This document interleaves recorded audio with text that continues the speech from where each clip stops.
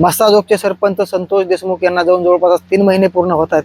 मात्र संतोष देशमुख यांना न्याय मिळावा म्हणून सद्भावना यात्रा काढण्यात आलेली आहे. त्याला सुरुवात देखील झालेली आहे. धनंजय देशमुख देखील याच्यामध्ये सहभागी झाले होते. आज धनंजय देशमुख यांचा वाढदिवस आहे. मात्र त्यांनी एक संकल्प केला आज वाढदिवसा दिवशी, कारण संतोष देशमुख यांना जाऊन आज 3 महिने झालेत. कुटुंबावरती दुःख आहे. माझ्यासोबत बोलण्यासाठी धनुभाऊ आहेत. भाऊ, काय सांगाल? आज रॅलीमध्ये सहभागी झाले होते, सद्भावना रॅली काढण्यात आली होती. ज्या या दुष्ट प्रवृत्ती आहेत, ज्यांना कुठेतरी चुकीचं काम करताना जातीचा आधार घ्यावा लागतो, कुठेतरी वेगळ्या विचाराचा आधार घ्यावा लागतो, तिथं ही सद्भावना त्यांच्यात रुजली पाहिजे. आणि सद्भावना एकदा रुजली, एकदा माणूस म्हणून आपण जगायला लागलो, मग आपल्याला माणुसकी कळते आणि माणसानं काय करायचं असते. कारण का मी छोटंसं उदाहरण देईल. जे आपले मुख्य प्राणी आहेत त्यांना हातपाय दिलेले नाही देवानं, दिलेत ते माणसाला दिलेत. आपण जे कार्य करू ते फक्त आपल्याला करता येऊ शकतं. आपल्याला हातपाय आहेत, त्यांना डोकं आहे, आपल्याला डोकं आहे, पण कृती ही माणूसच करू शकतो. कृती करण्यासाठी अंगात आपली माणुसकी पाहिजे, आणि माणुसकी न चाललं तर खऱ्या अर्थानं जीवन जगणं आहे, नाहीतर हे जीवन सगळं निरर्थक आहे. आज 3 महिने होतात घटनेला. मात्र जो कृष्णा आंधळे आहे ह्यापर्यंत फरारच आहे. आपण बघू शकतो महाराष्ट्रात जर घटना घडल्या तर आरोपी तात्काळ अटक केले जातात. कृष्णा आंधळेचा शोधच लागत नाही. कोण पाठीशी घालते का कृष्णा आंधळेला लपवत होते? ह्याच्यावरून एक मला समजतंय, किंवा मुख्यमंत्री साहेबांना सुद्धा ही गोष्ट समजून घेण्यासारखी आहे, की हे सराईत गुन्हेगार आहेत. ह्यांच्यासाठी हा गुन्हा पहिला नाही. हा अनेक वेळा असे गुन्हे घडलेले आहेत, त्यांच्याकडून केलेले आहेत. ह्यांची पाठराखण केलेली आहे. ह्यांना राज्याश्रय सुद्धा मिळालेला आहे, राजकीय पाठबळ सुद्धा मिळालेलं आहे. आणि जे आत्ता 1 नंबरचा आरोपी आहे, टोळीचा प्रमुख, तो ह्यांचा मुखी आहे. त्यांनी आत्तापर्यंत या डिपार्टमेंटला किंवा ह्या सिस्टीमपर्यंत ह्यांचं काही जाऊच दिलं नाही. म्हणून ह्यांनी जी टोळी तयार केली, त्या टोळीला पूर्ण अभय होतं, आणि त्या अभयातून ह्यांनी अशा कित्येक गोष्टी केलेल्या आहेत. ज्या पोलिसांसोबत कृष्णा आंधळे हा फरार असताना फिरत होता, त्या पोलिसांना खरं तर ताब्यात घेऊन त्यांना कृष्णा आंधळेची माहिती विचारून त्यांच्याकडून ताब्यात कृष्णा आंधळेला घेतलं पाहिजे, असं माझं मत आहे.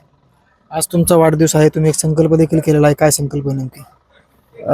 याआधी आम्ही जे काही आमचा इथं ग्रामपंचायतला जे बहुसरपंच असताना आम्ही जे काही त्यांच्या वाढदिवसाला, माझ्या वाढदिवसाला जे संकल्प करायचो, त्यापैकी तुम्हाला काही सांगतो.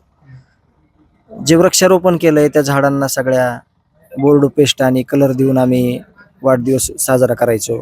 किंवा जे पशुपक्षी आहेत त्यांना पानवटे करायचो, त्यांना एक भांडी तयार करायचो पाणी पिण्यासाठी, धान्य खाण्यासाठी. तसेच माझं वैयक्तिक 24 ते 25 वेळेस ब्लड डोनेट केले मी. माझं नेत्रदान देखील झालेलं आहे 2020ला, लॉकडाऊनच्या अगोदर. आणि आता मी जो वाढदिवस आहे माझा आज, त्या वाढदिवसा दिवशी मरणोत्तर देहदानाचा संकल्प केलेला आहे. त्याचा फॉर्म भरलेला आहे. त्याचा फॉर्म मी आज जे अंबाजोगाईचं कॉलेज आहे, मेडिकल कॉलेज, तिथं मी सबमिट करतोय. संतोष देशमुख यांच्या हत्या प्रकरणानंतर वेदनादायी फोटो आले, व्हिडिओ समोर आले, दोषारोपपत्र समोर आलं. भाऊ, ह्यानंतर संपूर्ण महाराष्ट्र हळहळला. मात्र निर्दयी आणि राक्षसी वर्तनच्या लोकांना कशी सजा झाली पाहिजे, आणि दुसरीकडे जे काही 5 गोपनीय साक्षीदार आहेत त्यांच्या संदर्भात त्यांना काही दबाव टाकला जाऊ शकतोय का, आणि त्या संदर्भात तुम्ही काही वरिष्ठ लेवलला भेटणार आहेत का, आणि मुख्यमंत्र्यांना या संदर्भात काही पत्र वगैरे देणार आहात का?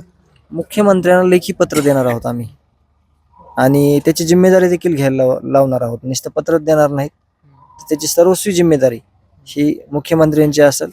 कारण का ही इतकी गंभीर घटना आहे. या अगोदरही गंभीर घटना घडलेल्या आहेत, परंतु याच पद्धतीनं या दुष्ट प्रवृत्ती वागल्यामुळं ह्यांचं सगळं झाकत गेलेलं आहे, आणि ह्यांना कुठलीही भीती नाही. आज देखील ते त्याच वृत्तीचे लोक आहेत. आज ते कुठंतरी जातमध्ये आणतात, कुठंतरी विचारमध्ये आणतात, पण तसं काही नाही. सगळा हा विचार जो आहे तो माणुसकीचा विचार घेऊन चालणारा सगळा बीड जिल्हा आहे. तिथं जातीपातीचं कुठं काही होत नाही, किंवा कुठलीच अविचारी गोष्ट होत नाही. सगळ्या चांगल्या गोष्टी करायची सगळ्यांची भावना असते. मात्र या 5 साक्षीदारांवरती दबाव आणला जाऊ शकतो का? जसे आजपर्यंत हे सगळ्या घटना घडल्यात, लोक समोर येत नव्हते, गुन्हे दाखल करत नव्हते, म्हणून ही घटना घडलेली आज आपल्या समोर दिसते सगळी. या 5 साक्षीदारांवरती दबाव आणला जाऊ शकतो का? अजून जर गुन्हेगारीची जात उघडी करायची असली तर ते करतील, आणि ते उघडी होईल. ते कुठं झाकणार नाही.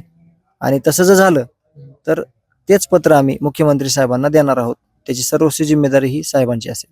आज तुम्ही जिल्ह्याच्या बाहेर देखील दौऱ्यात जात आहेत. बारामतीला काय मोर्चा वगैरे निघतोय, कशा पद्धतीचा मोर्चा असणार आणि तुम्ही कोण सहभागी होणार आहात? हा निषेध मोर्चा आहे, आणि त्याच्यामध्ये माझा मुलगा सत्यजित, पुतण्या माझा विराज आणि पुतणी वैभवी, आम्ही आणि माझी मिसेस, असं आम्ही सर्वजण आम्ही जाणार आहोत आणि त्या मोर्चात सहभागी होणार आहोत. नक्कीच हे होते धनंजय देशमुख. संतोष देशमुख यांना जाऊन आज 3 महिने पूर्ण झालेत. मात्र संपूर्ण या घटना ज्या आहेत ते वेदनादायी आहेत, काळी पिळवटून टाकणारे आहेत. मात्र या निर्दयी लोकांना आणि राक्षसी वृत्तीच्या लोकांना कठोरात कठोर शासन झालं पाहिजे ही त्यांची अपेक्षा आहे आणि आम्हाला न्याय मिळावा ही त्यांची अपेक्षा आहे. त्याचबरोबर हे संपूर्ण प्रकरणावरती मुख्यमंत्र्यांना एक विशेष पत्र देखील ते लिहिणार आहेत. साम टीव्हीसाठी योगेश काशीद, मस्साजोग, बीड.